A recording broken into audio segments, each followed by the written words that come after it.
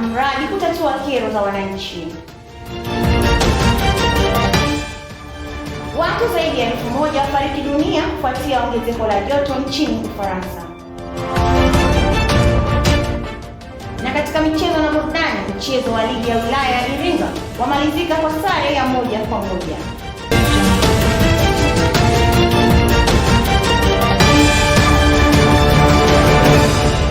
Habari za kutwa mtazamaji wa UoI Digital. Natumai hujambo na karibu kwenye taarifa ya habari. Jina langu ni Zaituni Mustafa.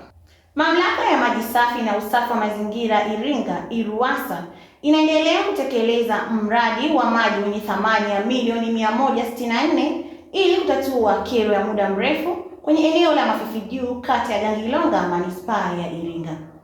Taarifa kamili na mwanahabari wetu Peter Nyirenda.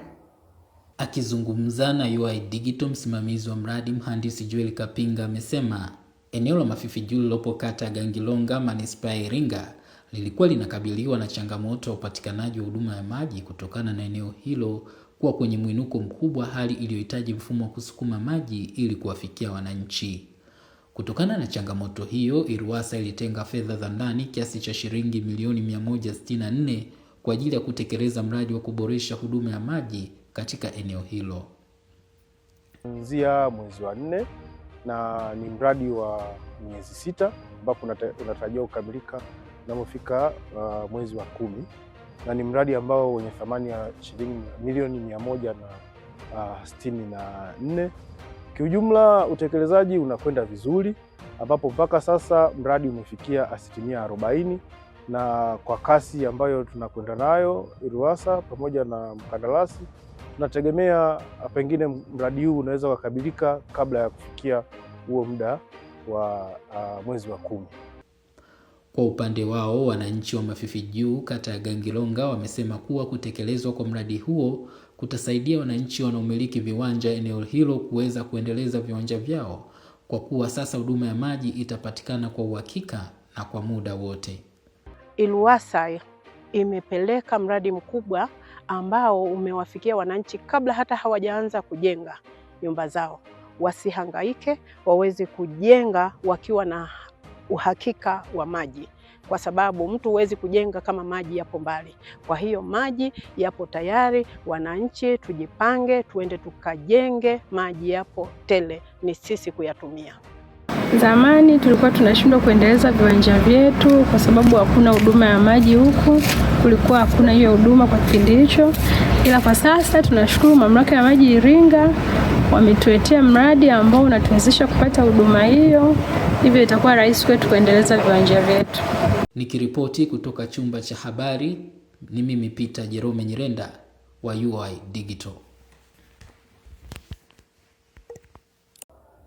Wanafunzi wa Timu Academy ya Chuo Kikuu cha Iringa wameanzisha kampeni iitwayo Mpe Hadithi Mpya yenye lengo la kusaidia vijana na watoto wenye uhitaji maalum.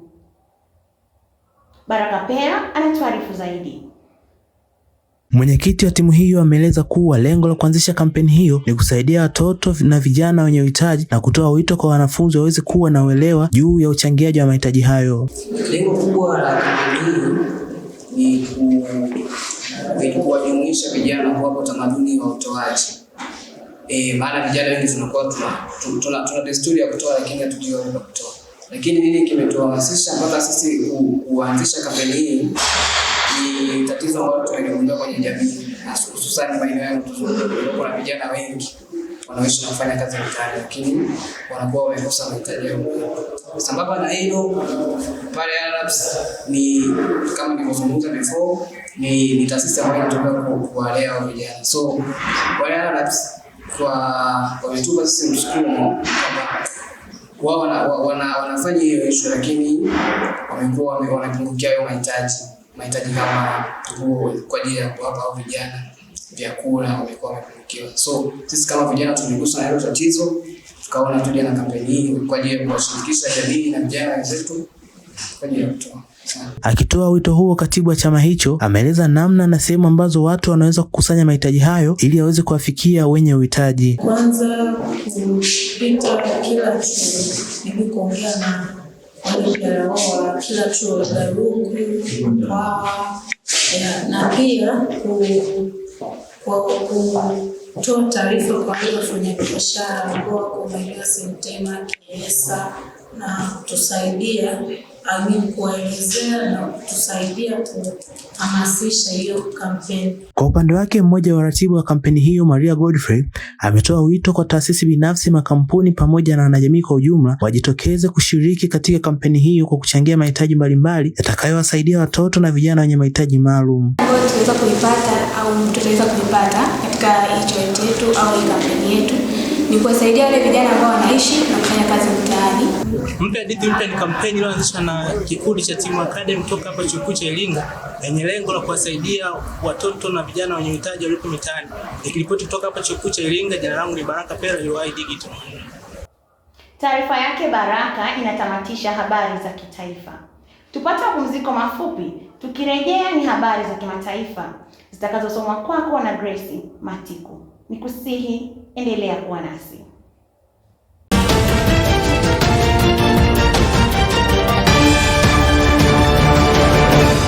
Shirika la Afya Duniani WHO limesema kwamba zaidi ya watu 1000 wamefariki dunia barani Ulaya. Hii ni kutokana na wimbi la joto kali linaloendelea kushuhudiwa lililoanza tangu Juni 21 mwaka huu. Na mkurugenzi wa shirika la Afya Duniani WHO Tedros amesema kwamba watu milioni 150 wanakabiliwa na joto kali na mamia wamefariki dunia. Ameongeza kuwa shule zimefungwa katika maeneo kadhaa kutokana na hali hiyo. Pia huduma za umeme zimeanza kuelemewa kwa sababu ya matumizi makubwa. Duru za habari zinasema kwamba nchi ya Ufaransa pekee kumeripotiwa takriban vifo zaidi ya 1000 zaidi vilivyotarajiwa, hii ikiwa ni kwa mujibu wa mamlaka za afya.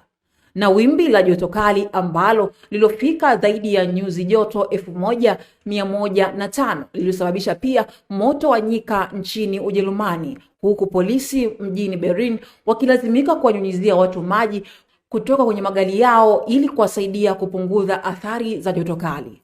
Grace Matiku wa UoI Digital. Asante sana Grace kwa habari hizo za kimataifa. Mtazamaji, na hii ni taarifa ya habari kutoka hapa UoI Digital. Tungani naye Simoni Oscar kwa habari za michezo na burudani.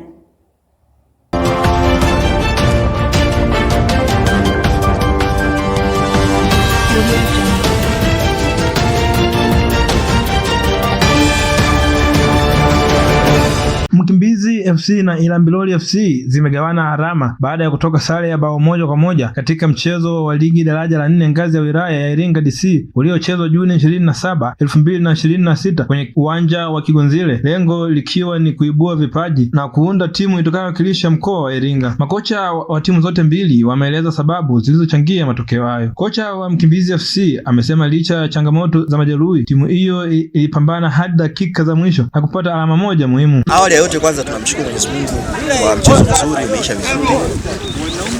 Japo tuna majeruhi, lakini tunajua mpaka tunafika kwenye game nyingine tutakuwa timamu tena. Kitu cha pili, sisi katika timu yetu tunaamini katika spirit dakika zote 90.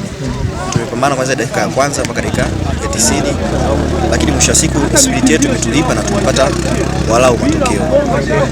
Na masuala ya kimbinu na masuala ya kinini inakuja kutokea uwanjani.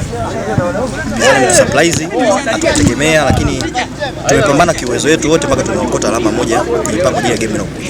Naye kocha wa Ilambiloli FC amesema mabadiliko aliyoyafanya yalilenga kuimarisha safu ya ulinzi baada ya wachezaji wake kuchoka, lakini makosa yamegharimu timu na kuweza kusawazishiwa goli hilo. Kwa upande sababu ni mchezo wa kamari. Kwa sababu itakusaidia na unaweza kufanya sababu pia sikusaidia. Niliona wachezaji wamechoka kwenye eneo la ulinzi, mchezaji anatushambulia kwa kasi. Ikawa ni lazimu mimi niongeze mabeki ili nilinde nilicho nacho, lakini mistake imetokea, makosa ya kimchezo wamesawazisha goli. Wa manahodha nao walizungumza. Nahodha wa Mkimbizi FC amesema timu yao haikukata tamaa licha kutanguliwa bao moja, na amewataka mashabiki kuendelea kuiunga mkono timu hiyo ili kuelekea michezo ijayo. Wote kwanza tunamshukuru Mungu, tulitanguliwa goli moja, ila tumepambana, tumejitahidi, tumerudisha goli. Tuliangalia, tulikuwa tumesawazisha baadhi ya makosa tulikuwa tunayafanya, tukabadilika kidogo, tukasawazisha goli. Kwa hiyo hapa kikubwa tunachokiahidi mashabiki waendelee kujitokeza kutusupport, pia turudi uwanja wa mazoezi, tutaangalia tumekosea wapi, tutarekebisha. Ilambiloli FC amesema wapinzani walitumia vizuri pande zote za uwanja, huku akieleza kuwa timu yao itarejea mazoezini na kurekebisha makosa kabla ya mchezo unaofuata. Tumeshindwa kulinda tulichonacho, tumefanya makosa, wameweza kurekebisha. Mpinzani alikuwa mazao ilikuwa 80% alikuwa kutokea kushoto na kulia, ndiko letea mazao. Ni mwendelezo wa ligi daraja la 4 katika ngazi ya wilaya. Tumeshuhudia hapo leo wenyeji Ilambiloli FC wakiweza kulazimishwa sare ya goli 1-1 dhidi ya Mkimbizi FC. Nikiripoti kutoka hapa katika viwanja vya Kigonzile, ni mimi Simon Oscar wa UoI Digital. Asante sana Simon kwa habari hizo za michezo na burudani. Mtazamaji, kabla ya kufika tamati, tujifunze kidogo lugha ya Kiswahili kwa msamiati wa leo kutoka kwa Farijika Sanga.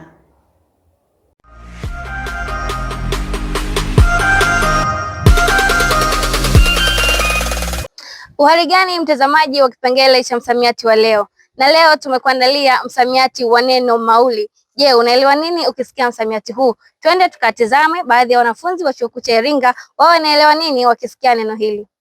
Katika lugha ya Kiswahili tumekuwa na misamiati mbalimbali.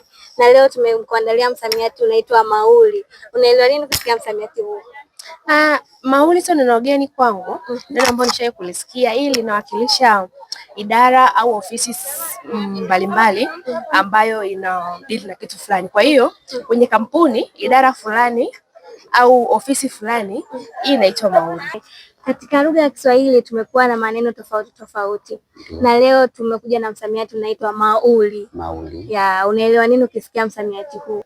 Mauli ni wazo au mazungumzo baina ya watu wawili yanayolenga kufikisha ujumbe fulani ambao umekusudiwa na mzungumzaji umfikie msikilizaji moja kwa moja. Mtazamaji, ni baadhi ya wanafunzi wa Chuo Kikuu cha Iringa wakijaribu kueleza maana ya msamiati wa neno mauli. Na maana halisi ya msamiati wa neno mauli ni ofisi au sehemu ya idara maalum au kampuni.